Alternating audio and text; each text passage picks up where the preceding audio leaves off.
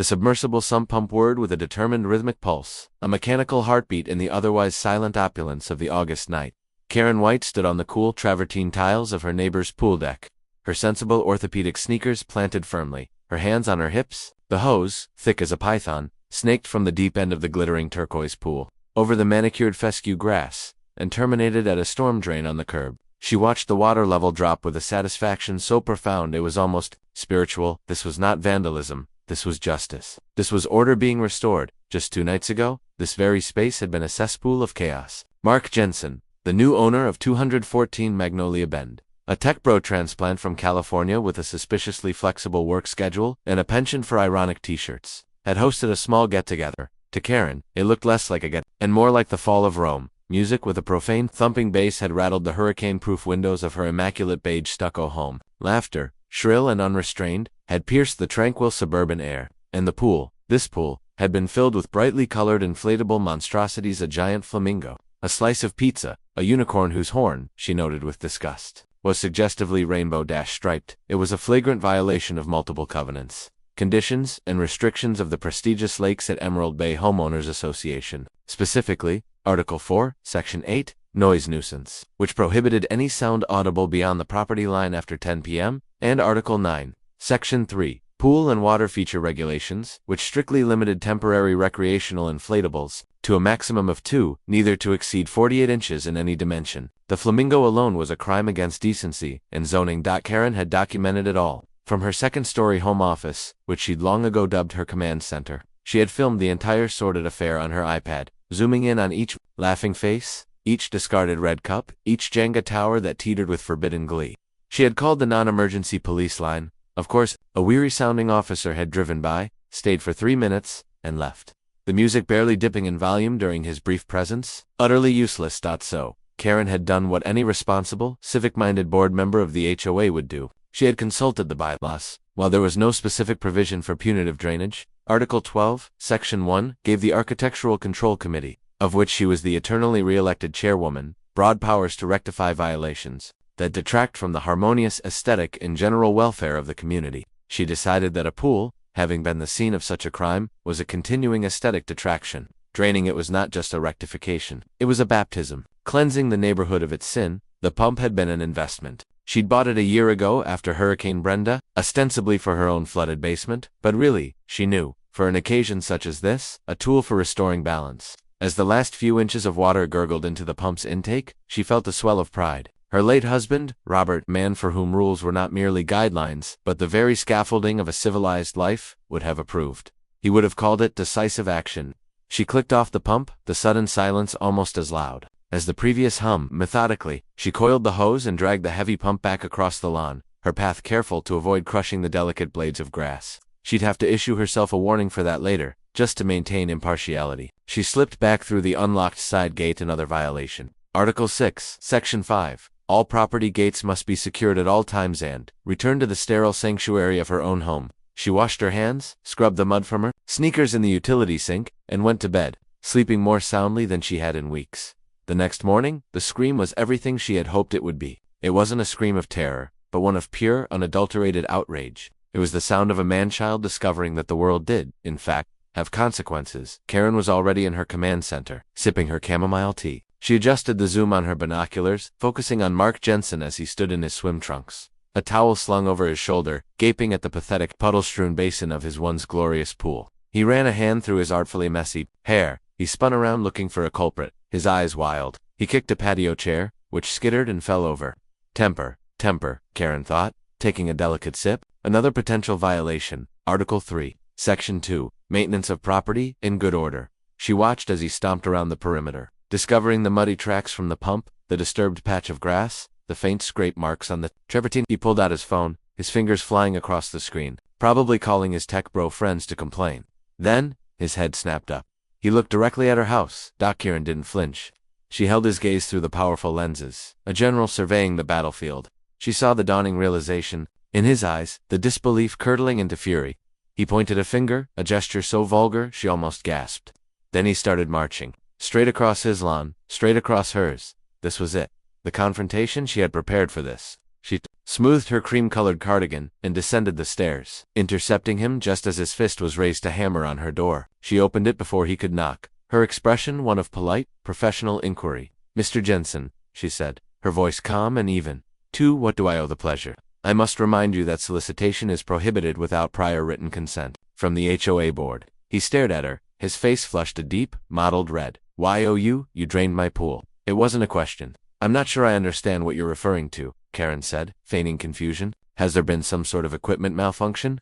You really should have your systems checked seasonally. It's in the welcome packet." "Don't play dumb with me, you crazy old bat," he roared, spittle flying. Karen took a half step back, not from fear, but from a profound sense of hygienic offense. "My neighbor Dave saw you. He saw you with a pump last night." A minor tactical miscalculation. She hadn't accounted for insomniac neighbors, but she was prepared. "Mr. Jensen, I will not be spoken to in this manner.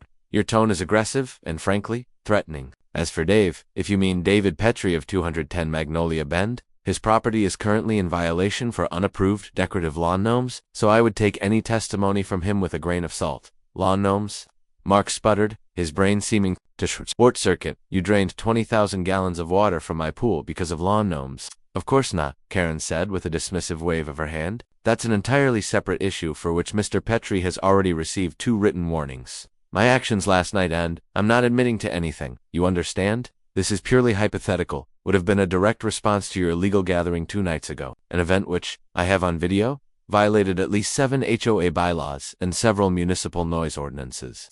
Mark's jaw worked silently for a moment. He looked like a fish gasping for air. "You're insane," he finally whispered. "You're a delusional, power-tripping lunatic." "I am the chairwoman of the Architectural Control Committee," she corrected him smoothly, "and I take my responsibilities to this community and its property values very seriously, something you clearly do not." "I'm calling the police," he said, his voice trembling with rage. "I already have," Karen said, producing her own phone from her cardigan pocket. "I'm calling to report a hostile and aggressive individual on my property, trespassing on my lawn, and making verbal threats. I have a security camera, you know?" She gestured to the small black dome above her door, a dummy camera she'd installed years ago for precisely this sort of occasion. The illusion of surveillance was often more powerful than surveillance itself. Mark froze. He looked from the camera back to Karen's beatific, unyielding face. He had stormed over here on pure adrenaline, armed with nothing but righteous anger. He was in his swim trunks. She was in her battle armor of beige knitwear and smug certainty. He was losing, and he knew it. "You will be hearing from my lawyer," he seethed, taking a step back. "I look forward to it," Karen replied sweetly. "Please, have him send all correspondence to the HOA's legal counsel. Their address is also in the welcome packet. Now, if you'll please remove yourself from my lawn, you're damaging the aeration." He gave her one last look of pure, undiluted hatred before turning and stomping back to his own yard, leaving a trail of furious bare footprints on her perfectly manicured grass. Karen watched him go, a thin smile playing on her lips. She closed the door, the click of the lock echoing in the pristine silence of her home. Phase 1 was complete. The violation had been rectified. The violator had been put in his place. But as she returned to her command center and picked up her binoculars again, she saw Mark on the phone, pacing frantically. Then she saw him talking to Dave Petrie over the fence. Then another neighbor, Priya Sharma from across the street, came out and joined the conversation. A small faction was forming. This wasn't over. This was an insurrection. A thrill, sharp and invigorating, shot through her. Robert had always said, the price of order is eternal vigilance. She had been vigilant. The 2 police officers who arrived were not the seasoned, world-weary veterans Karen had hoped for. They were young, both looking like they had just graduated from an academy that prioritized CrossFit over common sense. The name tag on the taller one read O'Malley, and his partners read Diaz. They stood on her doorstep, radiating an aura of forced politeness and barely concealed bewilderment. "Ma'am," Officer O'Malley began, his eyes flicking from Karen to Mark, who was now standing on the public sidewalk, arms crossed, Priya and Dave flanking him like a small, suburban rebel alliance. "We have 2 conflicting calls. You're reporting Mr. Jensen for trespassing and harassment?" "That is correct, officer," Karen said, her voice a study in crisp authority. "He stormed onto my property, used vile language, and behaved in a threatening manner. My security camera recorded the entire incident." She gestured again to the dummy dome. "A bluff, but a necessary one." "Okay," O'Malley said, making a note. "And Mr. Jensen is reporting. Let me see, ... He consulted his phone, ... That you snuck onto his property last night and drained his 20,000-gallon swimming pool with a sump pump." He looked up, his expression a perfect blank, betraying nothing. "An outlandish and defamatory accusation," Karen stated, her heart giving a little flutter. This was the moment. "The tests. Is it?" Officer Diaz spoke for the first time, her voice sharp because his neighbor, Mr. Petrie, says he saw a woman matching your description rolling a large hose and a pump away from Mr. Jensen's yard around 3 a.m. Karen fixed Diaz with a look of pity and condescension. Officer, as I explained to Mr. Jensen, David Petrie is a known scofflaw currently under HOA review for multiple aesthetic violations. His credibility is, to be frank, non-existent. He probably thought he saw a Bigfoot. The man has 3 plastic pink flamingos next to his mailbox. It's a cry for help. O'Malley stifled a smile, but Diaz was unmoved. Ma'am, do you own a sump pump? I am a responsible homeowner in a hurricane zone. Of course I own a sump pump, Karen said, as if the question were absurd. It is stored safely in my garage, where it has been since I tested it before the start of the season in June. A lie, but a plausible one. Would you be willing to show it to us?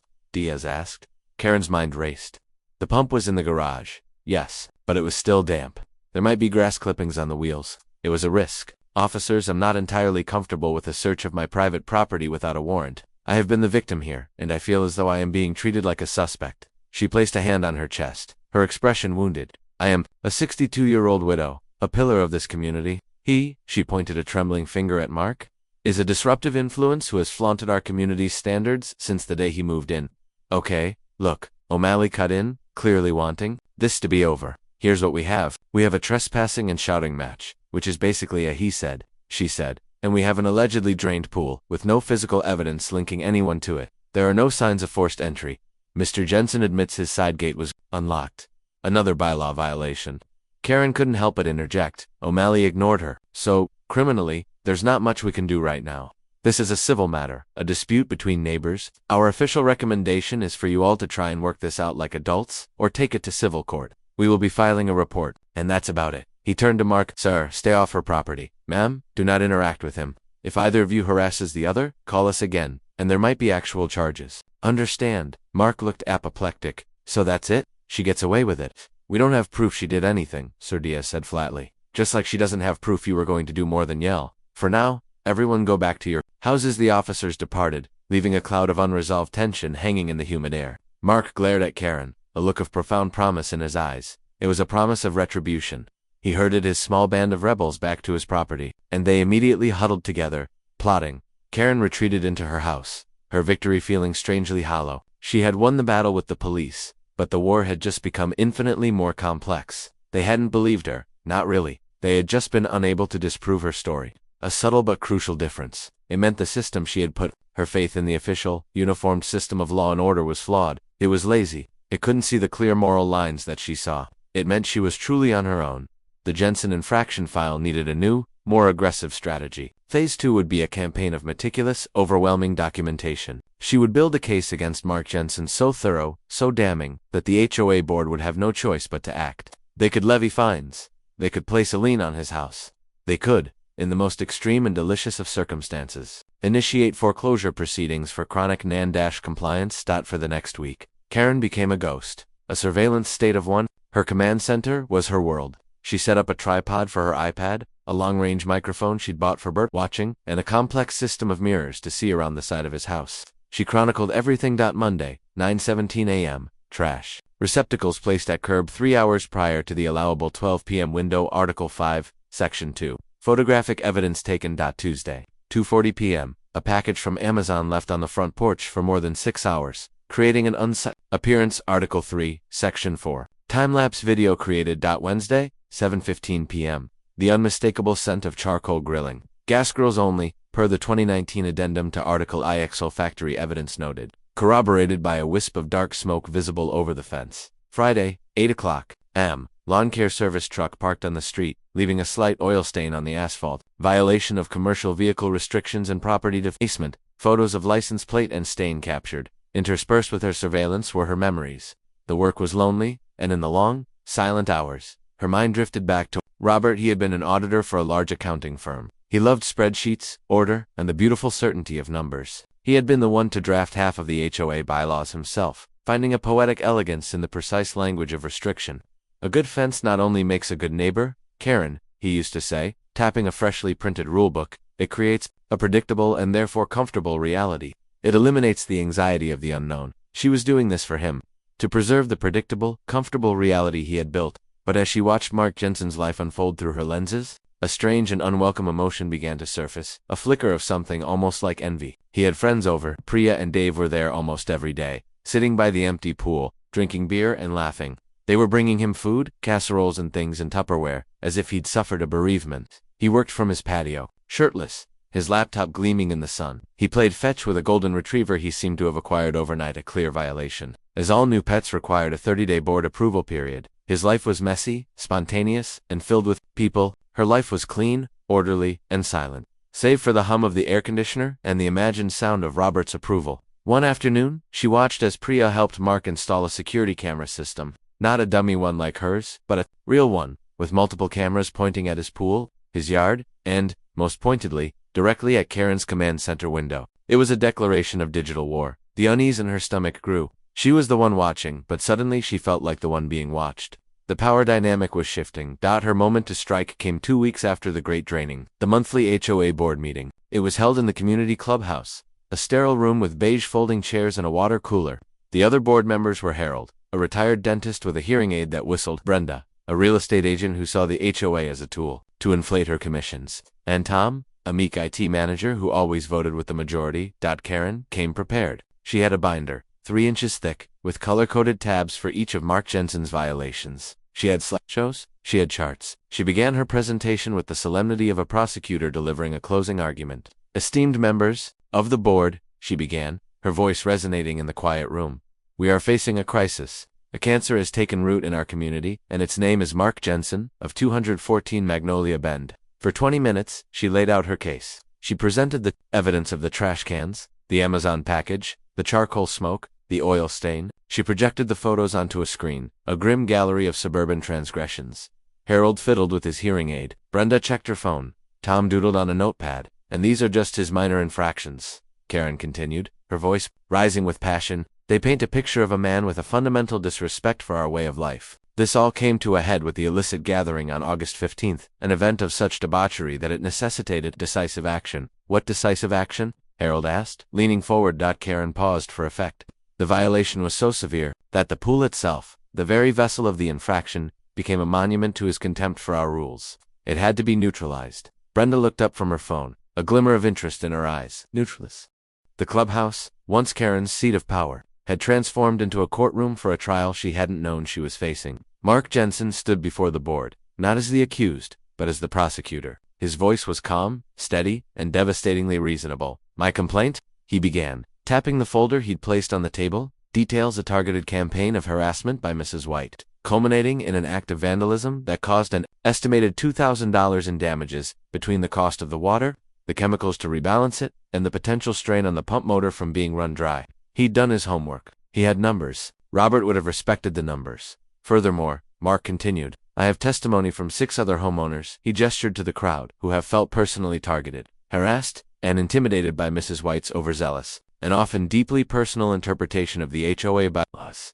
Dave Petrie, the law gnome offender, stepped forward. She sent me a picture of my gnomes circled in red pen with a note that said, this whimsy is a blight. A blight. My grandkids gave me those gnomes. An elderly woman in the back piped up. She measured the height of my petunias with a tape measure. She said they exceeded the 12-inch limit for non-native annuals. The room erupted in a chorus of similar grievances. Unapproved basketball hoops, holiday wreaths deemed excessively gaudy, children's chalk drawings. On the sidewalk cited as graffiti. It was a dam of resentment bursting forth, and Karen was standing right in its path. She felt a hot flush of rage. They were fools, ingrates. They didn't understand that these seemingly small rules were the threads that held the tapestry of their privileged lives together. Without them, there was only chaos and sagging property values. This is an ambush, Karen declared, her voice trembling. This is a coordinated attack on the very principles of this community. These are not legitimate complaints. They are the winnings of people who believe rules are for everyone but them. Brenda, the realtor, held up a hand, a shark-like smile on her face. She scented blood in the water, and it was the blood of a falling competitor. Now, Karen, let's be fair. The bylaws do state that all board members must act in a professional and impartial manner. The allegations here, she tapped Mark's folder, are quite serious. Stalking, destruction of property. There is no proof. Karen shot back. About that, Mark said, pulling a small USB drive from his pocket.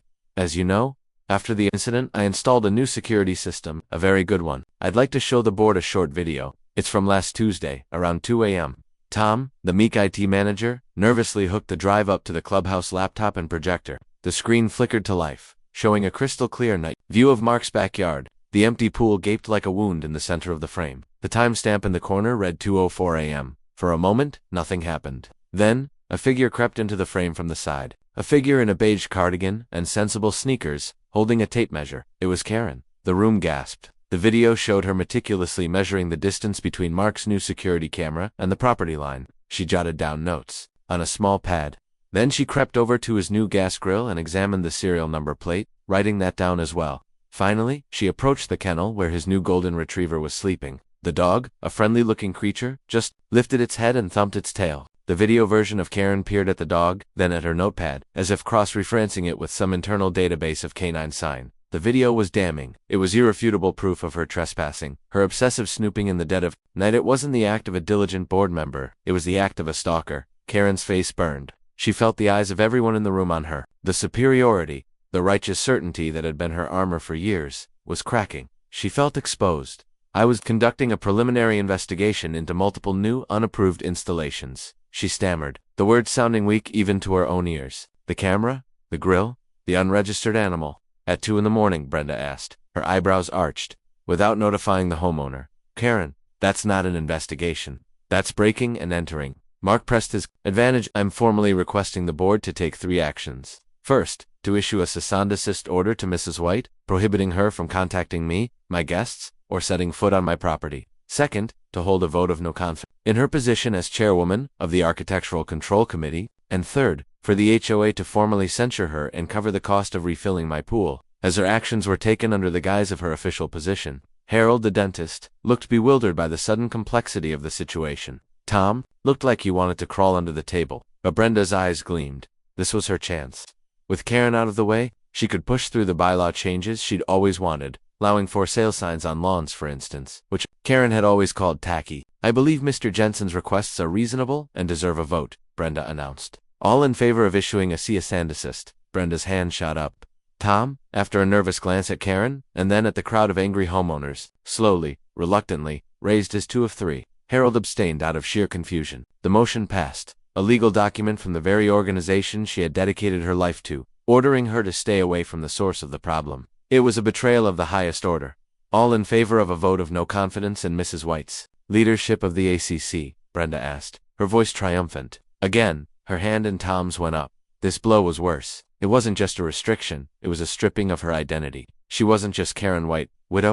She was Karen White, chairwoman without the title. What was she? And finally, Brenda said, the matter of the pool. This is a financial decision, so we'll need to table it for further review of our insurance policies. But it will be on the agenda for an emergency session next week. The meeting was over. Mark Jensen had won. The crowd of homeowners clapped and cheered, patting him on the back.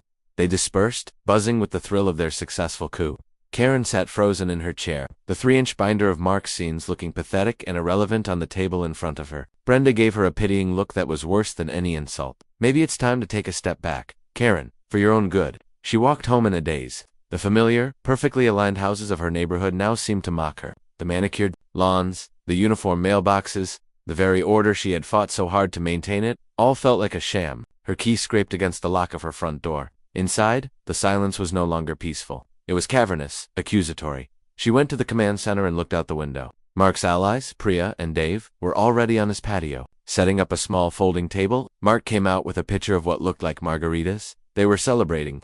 On his patio, in full view. It was a slap in the face, the cease and desist, the vote of no confidence, the public humiliation. It was too much. Something inside her, something that had been held rigid for years by rules and routines, and the memory of Robert's approval, finally snapped. The campaign of documentation had failed. The appeal to authority had failed. The system had turned against her very well. If the system would not provide justice, she would have to operate outside of it. If they saw her as a villain, she would give them a villain worthy of the name. Her mind, usually a neatly organized file cabinet of bylaws and procedures, was now a whirlwind. She had to find a new leverage point, something they wouldn't expect, something personal, something that would hurt him not just financially, but deeply. She remembered his ironic t-shirts, his casual talk of coding and disruption. He worked in tech, a world she didn't understand, a world of abstract data and intangible products, a world perhaps with its own rules and its own vulnerabilities. She sat down at her computer. She opened a new browser window. Her fingers, which were more accustomed to typing sternly worded warning letters, felt clumsy on the keyboard. She typed in his name, Mark Jensen. Then she added the name of his tech company, which she'd overheard him mention once on his patio, Ethelred Innovations. The search results were standard at first. A LinkedIn profile, a company website full of corporate jargon about synergizing next-gen paradigms. But Karen was nothing if not meticulous. She went deeper, clicking through pages of results, venturing into the murky territory of tech blogs, press releases, and employee forums. Hours passed. The sun set, casting long shadows across her silent, orderly home. Her chamomile tea grew cold, and then she found it. It wasn't on a main website. It was a comment, buried deep in a thread on an obscure tech forum from 3 years ago. The post was about a massive data breach at a different company, a competitor to Ethelred. The comment, from a user named MJ_codes_88, was flippant. Serves them right. The comment read, their security architecture was a joke. Anyone with half a brain could have cracked it. I should know. I poked around their servers for fun once. It was like leaving the front door wide open with a sign that says free data, MJ_codes_88. Mark Jensen. The birth year was a common trope. It had to be him. He had admitted, in a public forum, to unauthorized access of a competitor's servers. He had added. The email was a work of art, a masterpiece of passive-aggressive poison. Karen spent 2 hours composing it, refining each sentence until it was perfectly calibrated to inflict maximum damage, while maintaining a veneer of innocent concern. She created a new anonymous email address, --concernedneighbor1@protonmail.com, and sent it not just to Ethelred Innovations' generic HR inbox, but to the VPs of engineering, security, and corporate communications, whose names she had meticulously harvested from LinkedIn. Subject, an issue of employee integrity regarding Mark Jensen to whom it may concern. As a member of the community where your employee, Mr. Mark Jensen, resides, I have recently become aware of some troubling information that I feel compelled, in the interest of corporate ethics and security, to share. While I am sure Mr. Jensen is a valued member of your team, his past online statements raise serious questions about his judgment and his respect for digital boundaries. In the attached screenshot, from a public tech forum, a user we have strong reason to believe is Mr. Jensen publicly boasts about accessing a competitor's servers for fun. I am not a tech expert, but I understand that your company handles sensitive client data. The casual admission of what appears to be corporate espionage, even if in jest or from some time ago, seems like a significant liability. I trust that you will look into this matter with the seriousness it deserves. Sincerely, a concerned neighbor. She hit send and felt a jolt of power that was far more potent than confiscating an unapproved lawn gnome. This was a surgical strike, aimed directly at the heart of his livelihood. She leaned back in her chair, the command center now feeling less like a surveillance post and more like a war room. The dummy camera above her front door seemed to wink at her, a silent accomplice. The next few days were a quiet, agonizing wait. Karen found herself unable to focus on her usual routines. The neighborhood's minor infractions, a slightly overgrown hedge here, a mismatched garbage can there, seemed trivial, like child's play. She was playing a bigger game now. She watched Mark's house, not for bylaw violations, but for signs of distress. On the third day after she sent the email, she saw it. An expensive-looking black sedan, the kind that whispers corporate lawyer, parked in his driveway. A man in a crisp, dark suit got out and went inside. He stayed for nearly 2 hours. When he left, Mark didn't walk him to the door. Later that afternoon, Karen watched as Mark paced back and forth on his patio, his phone pressed to his ear, his posture radiating stress. He wasn't laughing with Priya, he wasn't playing with his dog, he was embattled. Karen felt a surge of dark triumph. It had worked. She had drawn blood. The official notice for the HOA's emergency session arrived in her mailbox. It was scheduled for the following evening, the sole agenda item, financial redress for property at 214 Magnolia Bend. They were going to vote to pay for his pool. She crumpled the notice in her fist. Let them give him his dirty water money. It would be cold comfort when his career was in flames. That night, however, something unexpected happened. Priya Sharma came to her door. Karen saw her coming up the walk on her security monitor and hesitated before opening it. Priya was his staunchest ally, a key part of the insurrection. Mrs. White, Priya said, her voice even, without the usual hostility. Can I talk to you for a moment? Karen opened the door, just a crack. I have nothing to say to you, and you are aware of the board's cease and desist order regarding Mr. Jensen. This isn't about the HOA, Priya said, her dark eyes searching Karen's face. This is about what you did to his job. Karen's blood ran cold. How could she possibly? No, I don't know what you're talking about. Please, Priya said, her voice softening. Don't. Mark is a good person. He's my friend. That comment he made on that forum was 3 years ago. He was an idiot kid, fresh out of college, trying to sound cool and edgy. He never actually did anything. It was just stupid, empty bragging. Admitted to a crime, Karen said, her voice hard. Words have meaning. Actions have consequences. He's been suspended, Priya said, and the words hit Karen with the force of a physical blow, pending a full internal investigation. They're talking about clawing back his stock options. He might lose his job, Karen, over a stupid, throwaway comment from years ago. Do you know what he does at Ethelred? He's a lead developer on a project that helps hospitals share patient data securely to improve cancer treatment outcomes. He's not some corporate villain. He's trying to do something good. For the first time, a genuine crack appeared in Karen's righteous facade. Cancer treatment. The word hung in the air between them. Robert had died of pancreatic cancer. A brutal, swift, merciless disease. The sterile order of her home was a monument not just to his life, but to the chaotic, uncontrollable way he had been taken from it. He's devastated, Priya continued, pressing her advantage, sensing the shift in Karen. Not just because of the Job, but because he can't believe someone would be so hateful. To go after his livelihood like that, it's cruel. He humiliated me, Karen whispered, the words raw and true. He turned the entire neighborhood against me. He fought back after you vandalized his property and stalked him, Priya countered, her patience fraying. What did you expect him to do? Send you a thank you note? Look, I know you're hurting. I know losing your husband was hard on you. Mark told me he said he felt bad for you, even after the pool thing. That was the worst blow of all. Pity from him. It was unbearable. I don't need his pity, Karen snapped, slamming the door shut. She leaned against it, her heart hammering in her chest. Her victory felt sour, curdled. She had wanted to punish the tech bro, the rule breaker. She hadn't imagined him as a person developing tools to fight the very monster that had destroyed her own life. She went to bed, but couldn't sleep. The image of the black sedan, the memory of Robert's gaunt face in his final days, the sound of Priya's voice saying hateful, all swirled in her mind. This had gone too far. This wasn't about order anymore. This was a dark, ugly vendetta, and it was consuming her. The next evening, at the emergency HOA session, the air was thick with tension. Mark was there, looking pale and exhausted. He wouldn't meet her eyes. The vote was a formality. Brenda and Tom voted to approve the $2,000 payment to Mark from the HOA's reserve fund. Karen abstained. It didn't matter. As the meeting adjourned, Mark stood up. He looked not at the board, but at the handful of other residents who had shown up. I want to thank the board for this, he said, his voice flat, but I can't accept the money. This was never about the money. It was about the principle. He then turned and looked directly at Karen, his eyes holding a mixture of exhaustion and cold fury. But now it's about more than that.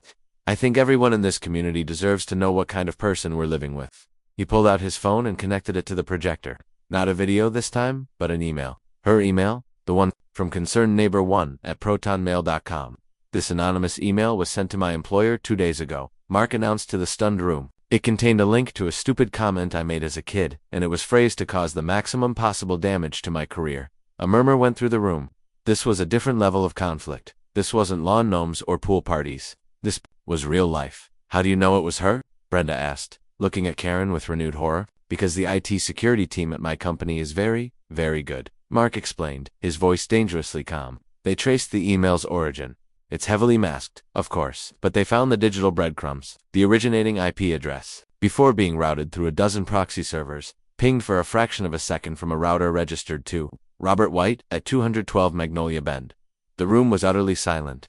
Karen felt the floor drop out from beneath her. It wasn't possible. She had used pathtoempowerment. She had been careful, but she had underestimated her opponent's resources. She had brought a knife to a drone fight. This person, Mark continued, his voice shaking with suppressed rage, tried to ruin my life to destroy my career. Not because I broke a rule about a pool party, but because she got caught. She got stripped of her petty power, and she wanted revenge. She is a malicious, vindictive bully who hides behind HOA bylaws. He took a deep breath, composing himself. And so, I've had to make a choice. I could sue for defamation, for tortious interference. My lawyers say it's a slam dunk case, but that's not what I'm going to do.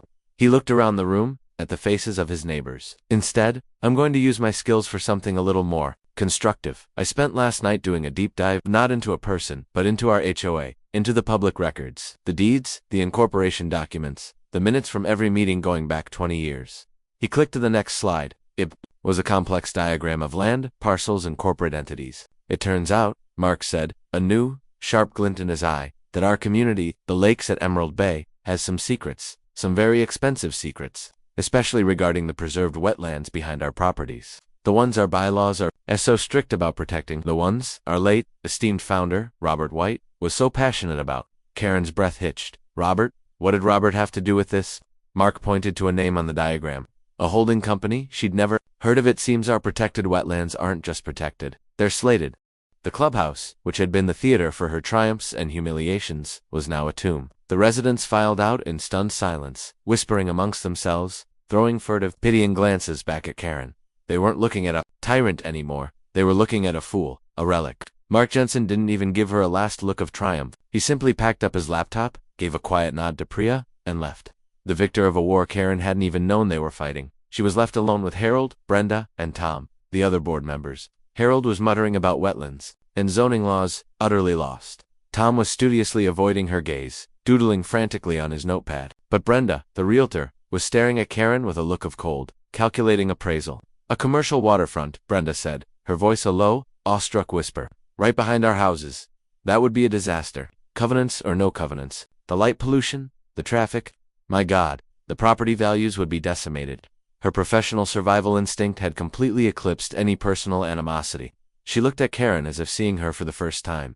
Did you know? Did Robert ever say anything? No. Karen managed to choke out, the word feeling like broken glass in her throat. Robert believed in preservation. He loved this community. He couldn't. The denial was a flimsy shield against the tidal wave of evidence Mark had presented. A holding company, silent partners, bylaws that suddenly seemed less about aesthetic harmony and more about strategic obstruction. The rule against docks, which Robert had claimed was to protect the turtle nesting grounds. The prohibition on clearing brush near the waterline, which he'd said was for erosion control. Had it all been a lie? She fled the clubhouse, stumbling home under the perfectly spaced HOA-approved streetlights. Each one now felt like a spotlight in an interrogation room. Her house, her pristine sanctuary of order, felt like a cage built on a foundation of deceit. Inside, she went straight to Robert's office. It was a room she had kept exactly as he had left it 5 years ago. His leather-bound books on accounting and civil engineering were perfectly aligned. His collection of fountain pens sat in their mahogany holder. His silver-framed photo was on the desk, his stern, handsome face now looking not distinguished, but duplicitous. How could you? She whispered to the photograph. Her entire world, her entire sense of self for the past 30 years, had been predicated on a single, simple truth. Robert was a good man, a man of principle, a man who believed in order above all else. She had taken that belief and sharpened it into a weapon, convinced she was honoring his legacy. Now, Mark Jensen's damning presentation suggested that legacy was a fraud. She wasn't a noble guardian. She was an unwitting pawn, the neighborhood's dragon, guarding a treasure that wasn't hers. For a master who had deceived her, a frantic energy seized her. She began to tear through the office, not with rage, but with a desperate forensic need to know the truth. She pulled files from the heavy oak cabinet. They were all meticulously labeled, HOA minutes 1995 to 2000 bylaw drafts, vendor contracts. It was the mundane paperwork of a man obsessed with control. She found nothing. She moved to his personal files, tax returns, investment portfolios, wills. It was all there, perfectly organized, maddeningly normal. There was no mention of a holding company, no secret land deals. For a moment, a sliver of hope returned. Maybe Mark was wrong. Maybe it was a smear campaign, a brilliant, vicious lie to discredit her. But the seed of doubt had taken root. She remembered things. Robert's long private phone calls in this very office, his occasional unexplained trips to the county records office, his almost fanatical opposition to a proposal years ago to have the wetlands officially designated as a state park, a move that would have protected them forever but taken them out of the HOA's control. At the time, she'd seen it as his fierce desire to maintain local authority. Now, it looked like something else entirely. Her hands, covered in the dust of old files, trembled. She sank into his leather chair, the worn material still holding the faint scent of his aftershave. She was defeated, not by Mark Jensen, but by the ghost of her own husband. The days that followed were a blur of isolation. The neighbors, who had once feared her, now simply ignored her. They crossed the street to avoid making eye contact. The cease and desist order was no longer necessary. She was an island, quarantined by her own history. She received a formal letter from the board penned by Brenda, in her new role as interim chairwoman of the ACC, requesting her official resignation from all board positions. It was polite, professional, and utterly devastating. She signed it and sent it back without a word. She watched from her window as Mark's life returned to a new normal. His company had, after a tense investigation that he'd navigated with Priya's legal savvy help, cleared him. The context of the hacking comment, his work record, and the clear evidence of Karen's malicious intent had worked in his favor. He was back on his patio, working on his laptop. The golden retriever chased a ball on his lawn. His pool was refilled, the water a sparkling, defiant blue. He had won. He had his life back. Karen had nothing. The rules she had lived by were a lie. The man she had loved was a stranger. And the community she had sought to control now viewed her with a mixture of pity and contempt.